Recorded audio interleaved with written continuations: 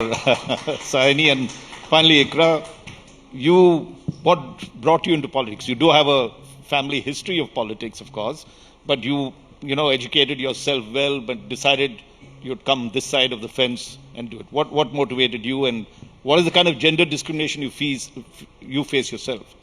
I'll pick it up from where Shani left. When life throws lemons at you, you have to make lemonade.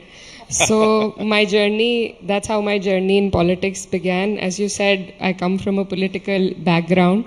I think Shambhavi also. Yes, she also does, yes. So there was a time I joined back in 2021 and I was still studying. But at that time, there was a situation at home wherein my brother was persecuted by the state, was put behind bars. There was nobody else. Suddenly, I was pushed to the forefront, to the limelight. I didn't even know how to deliver speeches at that time. So that's how it started. And I was very academically into politics. I always liked politics as a subject and always had very theoretical ideas.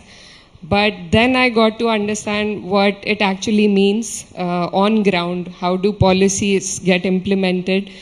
So all of those very idealistic utopian ideas that one creates in their mind when studying, it was finally time to put them to use, and that is when I understood what the hindrances are.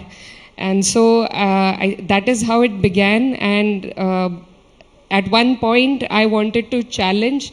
There was a time where I thought, it can't get much worse than this. My brother was in jail. There were cases in 3 courts. We couldn't sell anything, couldn't buy anything. So that time I wanted to challenge the current government and see how it goes. So that was the one thought that actually started it. And since then it's been a great journey, great learning experience. But also I've always heard that we come from a lot of privilege, but even as privileged women who have a platform, who've gotten things a little bit easier, I think there is still so much to do, because we feel all these discriminations based on our gender, the card that has been dealt to us at our birth, it still hinders some steps that we take in society. Things are changing, but I feel like a lot needs to change. And I think representation is one thing that will invite more people. When I was a child, we read a lot about Indira Gandhi ji, and the visuals of one woman being there who has led the country, who has taken things forward, who not only was there for tokenism but was able to take important decisions.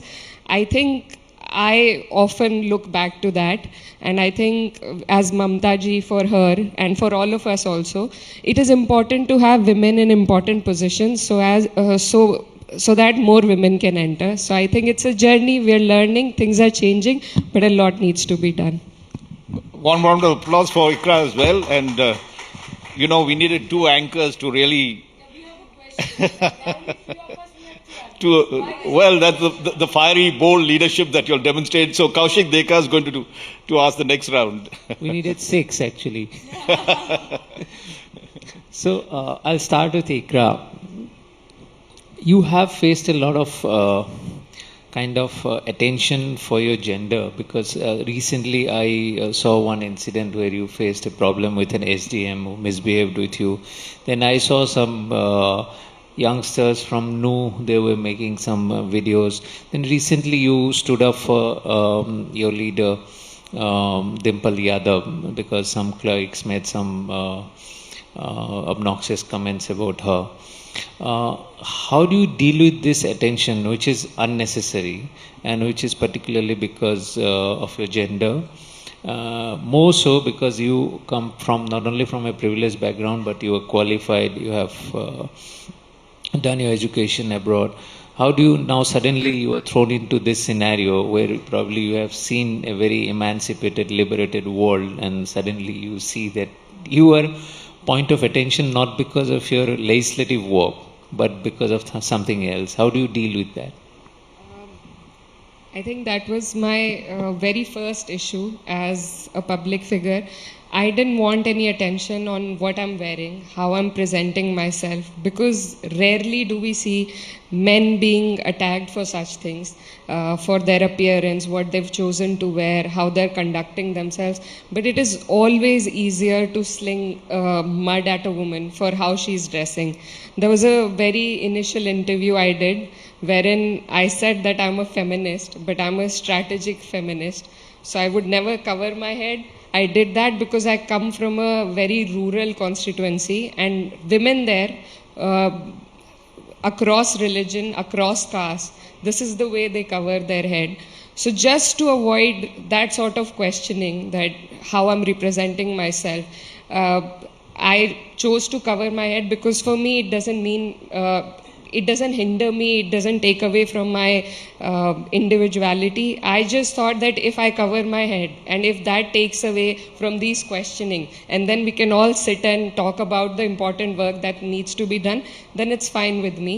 But even then, the incidents you just mentioned, even then, no matter, that is the problem with the society, that is what we need to change, that no matter what a woman does to save herself from all of these things, there will still be somebody, some random man on the internet making videos on you, commenting about you. It is just very easy. So I think cyber security is one thing that the government really, really needs to look at.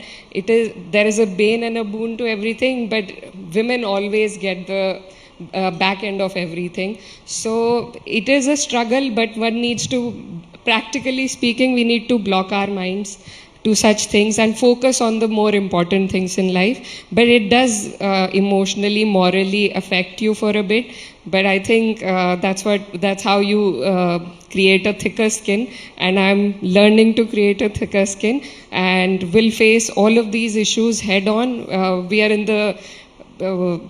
the Department of Policy Making, so I think we need better policies for women. There's still so much room to do a lot, and I hope all of us sitting here can do